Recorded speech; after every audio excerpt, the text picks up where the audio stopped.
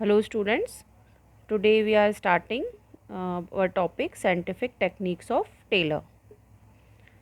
जो टेलर हैं उन्होंने साइंटिफिक प्रिंसिपल्स के साथ ये कुछ टेक्निक्स भी दी हैं जो उन्होंने खुद अपने जहाँ पे वो वर्क करते थे वहाँ पर उन्होंने ये एक्सपेरिमेंट्स कंडक्ट किए और फिर उन्होंने ये टेक्निक्स बनाई ऑब्जर्व करके।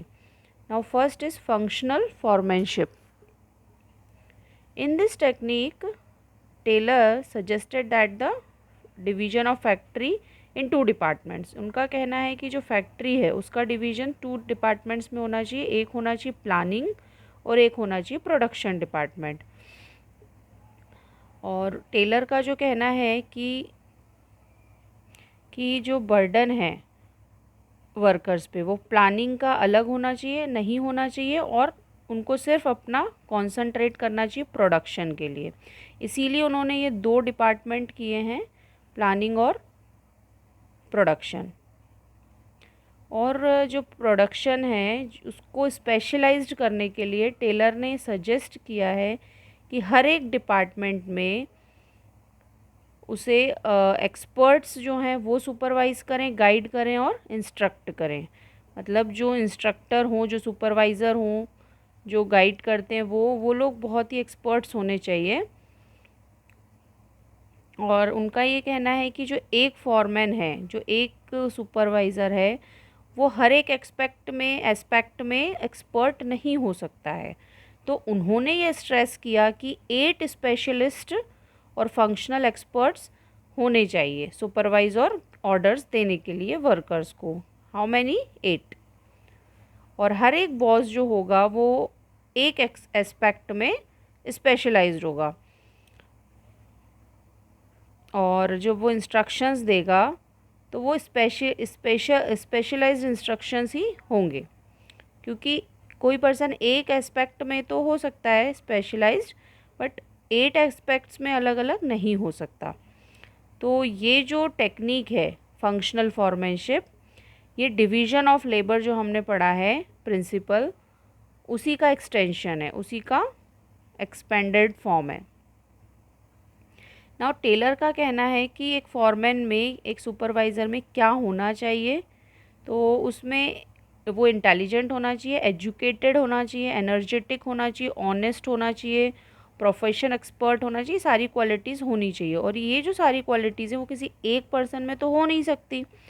तो उन्होंने कहा कम से कम 8 एक्सपर्ट्स होने चाहिए हर एक डिपार्टमेंट में, जो कि ऑर्डर दे सकें, गाइड कर सकें वर्कर्स को। अब ये जो 8 फॉरमैन होने चाहिए, ये कैसे होने चाहिए?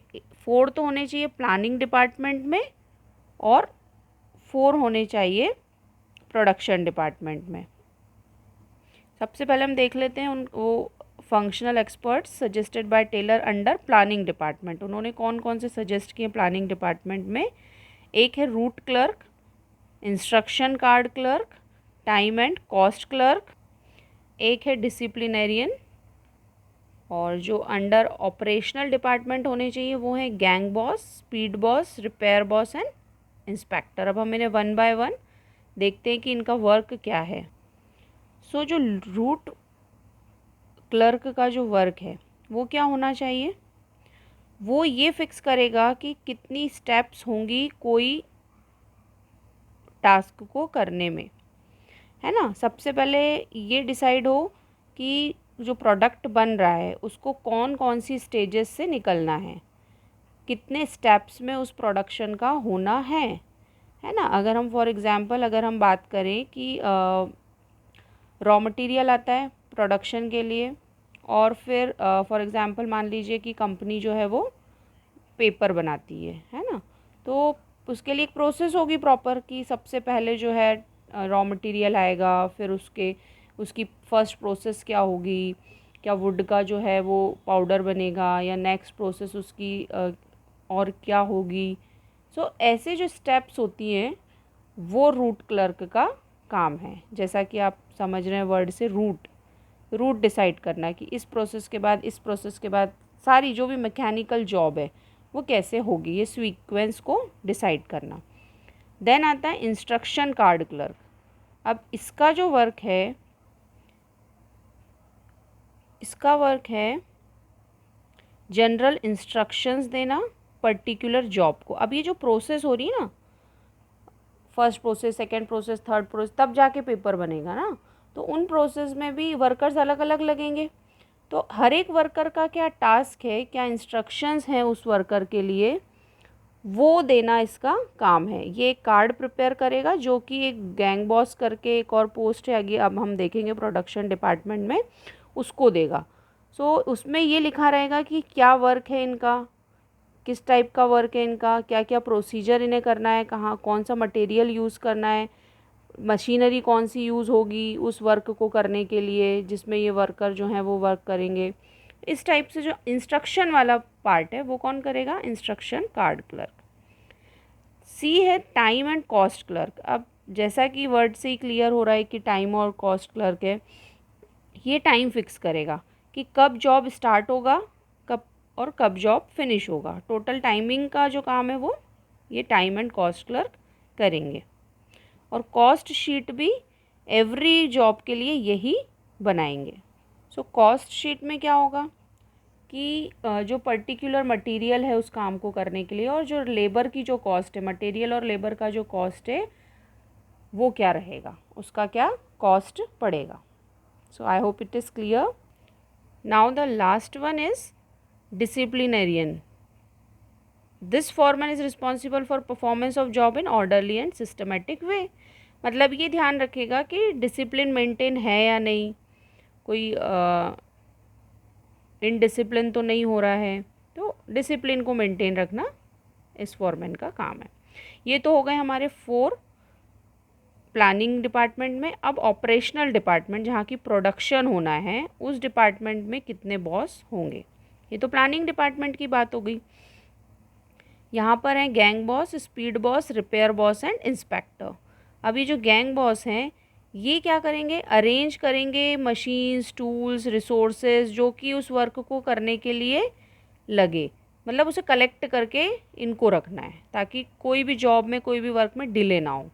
स्पीड बॉस चेक करेंगे कि जो काम है वो कंप्लीट हो रहा है या नहीं हो रहा है टाइमली। रिपेयर बॉस अगर कोई भी मशीन्स या टूल्स जो हैं वो वर्क कर रहे हैं या नहीं, है ना, तो उसका ध्यान रखेंगे। वर्किंग कंडीशंस का ध्यान रखेंगे। इंस्पेक्टर का काम है क्वालिटी चेक करना कि जो आउटपुट बन रहा है वो प्रॉपर बन रहा है कि नहीं, जैसा सोचा था वैसा बन रहा है या नहीं।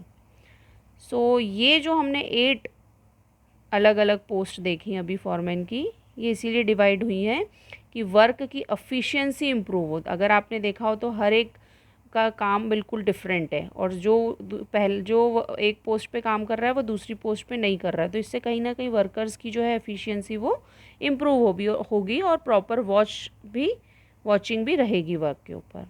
सो this is now clear. Second is standardization and simplification of work. So सबसे पहले हम ये समझें कि ये स्टैंडर्डाइजेशन क्या है। जो साइंटिफिक मैनेजमेंट है वो एम्फेसिस करता है कि स्टैंडर्ड मेंटेन हो बिजनेस ऑपरेशंस में, जो भी वर्क हो रहा है वो एक स्टैंडर्ड बेसिस पे हो, तो आउटपुट भी उसका जो है वो स्टैंडर्ड होगा, है ना। तो अब standardization means setting standard for different activities, मतलब एक स्टैंडर्ड सेट होना चाहिए हर एक एक्टिविटी का। फॉर एग्जांपल अगर हम बात करें तो कि वर्कर्स को एक प्रॉपर अमाउंट ऑफ वर्क दिया जाए कि इतना वर्क आपको करना है एक दिन में, है ना, और वो उसे कंप्लीट करें, ये एक स्टैंडर्ड सेट होना चाहिए। और वर्कर का एक स्टैंडर्ड सेट होना चाहिए कि उन्हें डेली इतना वर्क कंप्लीट करना है। वैसे ही उसी सेम मैनर में raw materials, machines, tools, techniques, working condition, इन सब का भी एक स्टैंडर्ड होना चाहिए।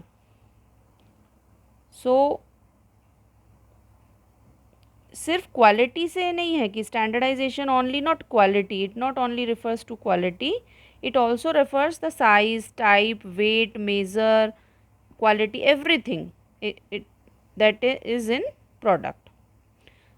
अकॉर्डिंग टू टेलर अगर हम बात करें तो scientific methods of production must be selected to develop standard. जो हमने साइंटिफिक मेथड्स चूज प्रोडक्शन का है, selected to develop standard. Standardization होना चाहिए हर एक जगह। और इसको मेंटेन करने के लिए जो स्टडी होनी चाहिए टेक्निक्स की, वो है time study, motion study, fatigue study, ये हम आगे अभी पढ़ेंगे। तो ये सब स्टडी होगी तभी स्टैंडर्डाइजेशन सेट हो सकता है। और अभी हम बात करें तो कुछ मॉडर्न टेक्निक्स भी हैं, जैसे kaizen, six sigma etcetera can be use to set up standards. Companies like Nokia, Apple, Nike, Videocon etcetera are using techniques of standardization. कैसे स्टैंडर्डाइजेशन को बढ़ाया जा सकता है ऑर्गेनाइजेशन में, ये सब कंपनीज इन पर वर्क कर रही हैं और यूज़ कर रही हैं टेक्निक्स, तभी ये सक्सेसफुल हैं। सो ऑब्जेक्टिव क्या है स्टैंडर्डाइजेशन का? To reduce a given line of product to fix type, size and characteristics. ऐसा जो मैन्युफैक्चर्ड पार्ट्स हैं जो कि एक डिपार्टमेंट में बन रहे हैं, वो दूसरे डिपार्टमेंट्स और ब्रांचेस में भी इजीली चेंज हो जाए, और वहाँ पर अगर कोई ऐसा प्रोडक्ट बन रहा है जहाँ पे इन पार्ट्स की ज़रूरत है तो वो एक दूसरे से एक्सचेंज हो जाए। तो ऐसे प्रोडक्ट्स अगर बने जिसमें एक ही टाइप के पार्ट्स यूज़ हो रहे हों, तो ये होता है कि वहाँ पे स्टैंडर्ड रेज होने के चांसेस ज़्यादा होते हैं। To maintain quality standard, quality समझते हैं हम कि क्वालिटी स्टैंडर्ड होना चाहिए। Performance of man and machine, एक जो मशीन का परफॉर्मेंस है या मैन का जो ह्यूमन बींग्स है उनका परफॉर्मेंस है, उसका एक स्टैंडर्ड सेट होना चाहिए। जैसे हमने अभी ऊपर बात की कि एक टाइम होना चाहिए कि इस टाइमिंग में वर्कर्स का वर्क करना उतना एफिशिएंटली वो एक वर्क कर पाए ह्यूमन बींग, तो वो एक स्टैंडर्ड सेट होना ज़रूरी है। Now what is simplification? Simplification emphasis on elimination of unnecessary diversity of products, size and types. So हम अगर इसकी बात करें तो यहाँ पे इनका कहने का मतलब है कि सिंप्लीफाई कर देना चीज़ों को, कि अगर एक कंपनी 2000 टाइप्स की वैरायटीज़ बना रही है, मतलब एक कंपनी में इतनी सारी वैरायटी के प्रोडक्ट्स बन रहे हैं, तो उसको कम कर देना। मतलब इतनी वैरायटीज़ अगर कंपनी में बनेंगी तो कहीं ना कहीं वहाँ पे सिंप्लीफिकेशन नहीं होगा और वर्क का वो आउटपुट नहीं आ पाएगा जो इफ़ेक्टिवली और एफिशिएंटली आना चाहिए। तो कंपनी जब वर्क अच्छा करेगी जब उसकी वैरायटी प्रोडक्ट्स की कम होगी। अगर कम होंगी तो वो उस कम काम पे ज़्यादा फोकस करके एफिशिएंटली और इफेक्टिवली वर्क कर सकते हैं। अगर हम एक एग्जांपल यहाँ पे देखें तो दिया है कि अब paper manufacturing company in USA reduced it's varieties from 2000 to 200 which brought positive results for the company. तो ये ऑब्जर्व एक्सपेरिमेंट किया गया होगा कि 2000 प्रोडक्ट्स अगर कोई वैरायटी के प्रोडक्ट्स अगर कोई कंपनी बना रही है तो उसको 200 कर दिया गया, जिससे कि पॉजिटिव रिजल्ट्स है। ऑब्वियस ही बात है, जब हम इतना 2000 और 200 में बिग डिफरेंस इज़ देयर, तो अगर इतना रिडक्शन हुआ है तो ऑब्वियस ही बात है कि उस काम में परफेक्शन ज़रूर आया होगा, एफिशिएंटली और इफेक्टिवली रिजल्ट्स मिले होंगे। This is the simplification.